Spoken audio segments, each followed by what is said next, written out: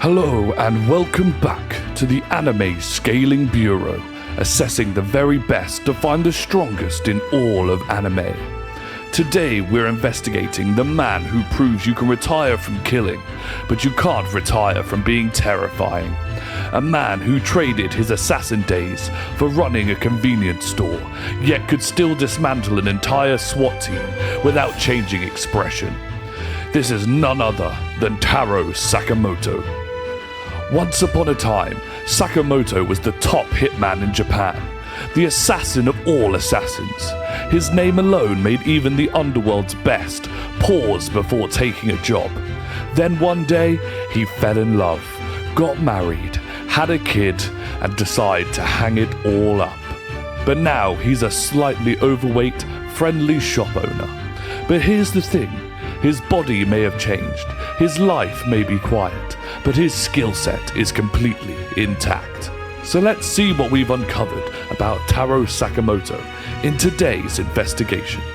To start, we must analyze his combat feats. Nothing proves he hasn't lost his edge more than his first fight in our investigation against Shin the Clairvoyant.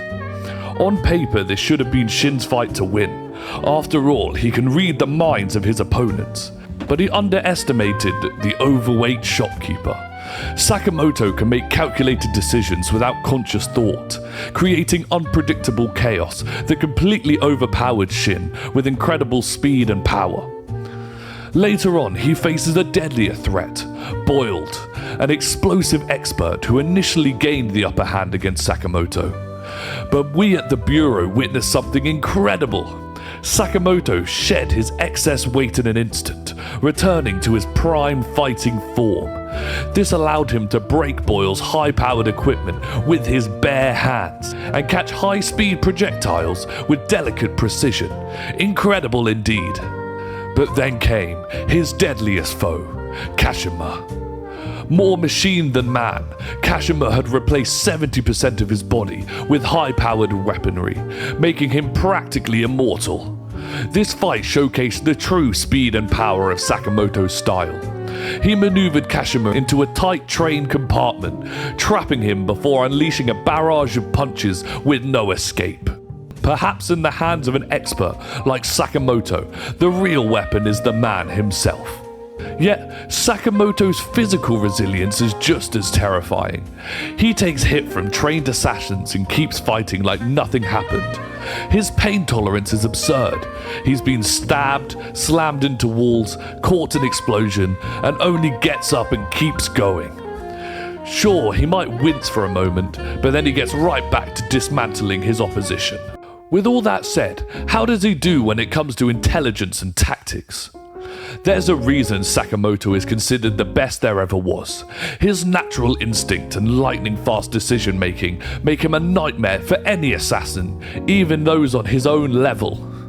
One prime example was coordinating a blind poisoned Shin into defeating a deadly assassin by predicting every move the opponent would make.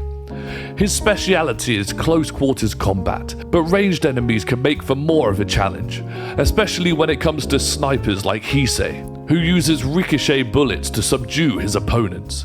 But even then, Sakamoto adapts.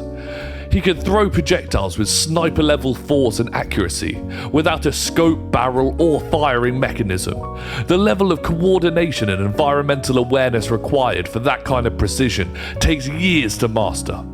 But with all that said, he does have one exploitable weakness, a fear of losing the ones he loves.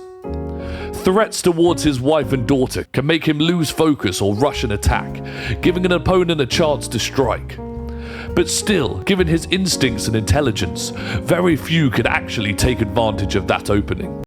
For unique traits, Sakamoto's greatest weapon isn't a gun or a knife, it's his surroundings. Anything in reach can become a lethal tool for him, whether it's a gumball to block a bullet, a rock to shatter a sniper scope, or a paper leaflet sharp enough to cut steel. Mundane objects become deadly in his hands. This not only creates constant advantages for him, but also leaves enemies completely unable to predict his next move.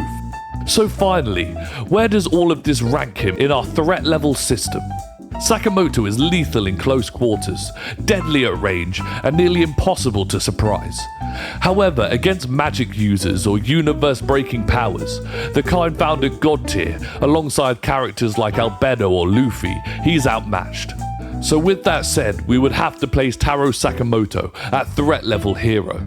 But within the threat level category, he is an A+ nightmare.